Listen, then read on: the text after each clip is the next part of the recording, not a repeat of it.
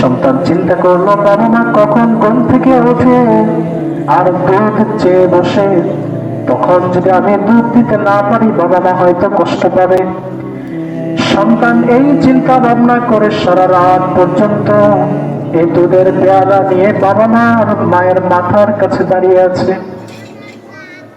সে ব্যক্তি কি করেছে, দেখতে পেল যে বাবা মা সবাই তো ঘুমিয়ে গিয়েছে, সন্তান এদিকে দুধের জন্য কান্না করছে, কিন্তু তার প্রবল ইচ্ছা হলো যে আমি দৈনিক যে কাজটা করি, যে সর্বপ্রথম এই বকরিগুলো থেকে দুধ দহন করে আমার বাবা মাকে দুধ পান করাই। অতএব বাবা মা যেহেতু আজকে ঘুমিয়ে গিয়েছে, তারপরও তারা কখন জাগ্রত হয় তখন আমি তাদেরকে সাথে সাথে দুধ দেব, সন্তানকে পরে খাওয়াবো। সুবহানাল্লাহ, বাবা মার জন্য কত মহাব্বত। দেখলো যে বাবা মা ঘুমিয়ে গেছে, সারা রাত সন্তান এই দুধের পেয়ালা নিয়ে দাঁড়িয়ে আছে বাবা মার সন্তুষ্টি করার জন্য। আর কার জন্য? যে বাবা মা সন্তুষ্ট হবে, আল্লাহ পাক সন্তুষ্ট হবে। নবী আলাইহিস সালাম বলেন, রিযার রাব্বি ফি রিযাল ওয়ালিদি ওয়া সাখাতুর রাব্বি ফি সাখাতিল ওয়ালিদি। আল্লাহ পাকের সন্তুষ্ট বাবা মার সন্তুষ্টির মাঝে, আর আল্লাহ পাকের অসন্তুষ্ট ক্রোধ রাগ গুসা বাবা মার অসন্তুষ্ট ও রাগ গুসার মাঝে। তো সে ব্যক্তি এই সারা রাত দুধ নিয়ে দাঁড়িয়ে আছে।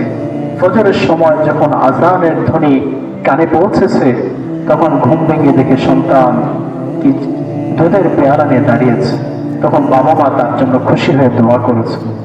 তো সে ব্যক্তি বলে, হে আল্লাহ, আমার এই কাজটা যদি আপনার সন্তুষ্টির জন্য হয়ে থাকে আর বাবা মার সন্তুষ্টির জন্য হয়ে থাকে, আজকের এই বিশাল বিপদের দিনে যে গুহা থেকে বের হওয়া কোনোভাবেই সম্ভব না, আপনি আমার এই কাজের উসিলা করে পাথরটা সরিয়ে দেন।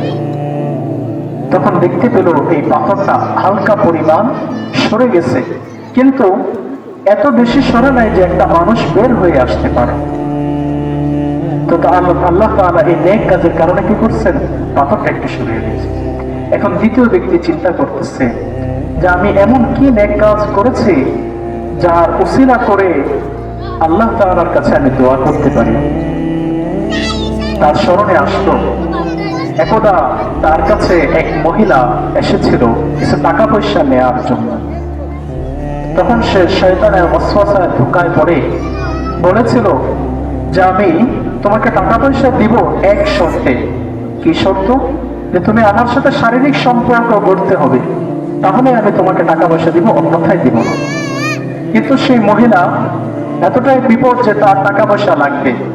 তখন সে এক পর্যায়ে বাধ্য হয়ে এই অনৈতিক কাজের জন্য রাজি হয়ে যায়। কিন্তু যখন সেই অনৈতিক কাজের ধারে কাছে যাবে, পোশাক খুলেছে, তখন সেই মহিলা বলেছে, আমি তোমার কাছে সামান্য টাকা চেয়েছি আর তুমি আমার ইজ্জত সম্মান কেড়ে নেবে, তুমি আল্লাহকে ভয় করো। যখন এই মহিলা বলেছে তুমি আল্লাহকে ভয় করো, তখন সেই ব্যক্তিটা আল্লাহর ভয়তে তাকে ছেড়ে দিয়েছে, তার সাথে অনৈতিক কাজ করে নাই এবং টাকা পয়সা গুলো দিয়েছে। কার ভয়তে? আল্লাহর ভয়তে। তখন সে ব্যক্তি বলে, হে আল্লাহ, আমার এই যে কাজটা শুধুমাত্র আপনার ভয়ে একজন মহিলাকে আমি স্পর্শ করা থেকে বিরত রয়েছি, অতএব আমার এই ভালো কাজের জন্য আপনি আমাকে আজকের এই বিপদ থেকে মুক্তি দেন। সুবহানাল্লাহ। তখন দেখতে পেল যে পাথরটা আরেকটু সরে গেছে, কিন্তু এতটা সরে নাই যার মাধ্যমে কি হতে পারে, সে বের হয়ে যেতে পারে। এখন রয়েছে তৃতীয় ব্যক্তি। সে বলতেছে, ইয়া রাব্বাল আলামিন, আমি এমন এক কাজ করেছি যা শুধুমাত্র তোমার সন্তুষ্টির জন্য। আজকের এই বিপদ থেকে তুমি আমাকে উদ্ধার করতে পারো।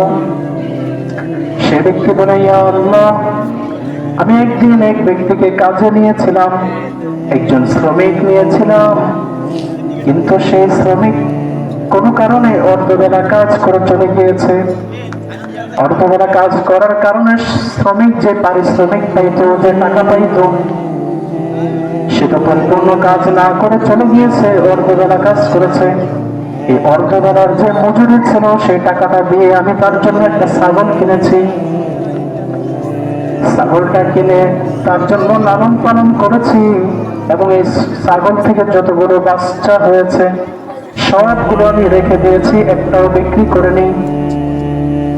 2-3 বছর পরে যখন ওই ব্যক্তি এসেছে যে আমি যে আপনার কাছে অর্ধবেলা কাজ করেছিলাম, আমার সেই কাজের মজুরি দেন, টাকা পয়সা দেন, তখন সে ব্যক্তি তার ওই যে অর্ধবেলা কাজের টাকা দিয়ে ছাগল কিনেছিল, ছাগল এবং তার বাচ্চা সহ সবগুলো দিয়ে দিয়েছে।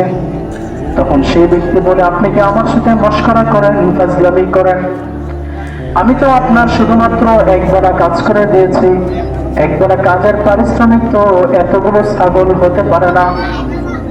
ওই ব্যক্তি ডাক দিয়ে বলে, শোনো, তুমি যেই অর্ধবেলা কাজ করেছিলে, তোমার সেই অর্ধবেলার কাজের টাকা তো তুমি নিয়ে যাও নাই। তোমার এই কাজের টাকাগুলো দিয়ে আমি একটা ছাগল কিনেছি, এত বছর লালন পালন করেছি, সেই ছাগলগুলো থেকে আজকে এতগুলো বাচ্চা হয়েছে।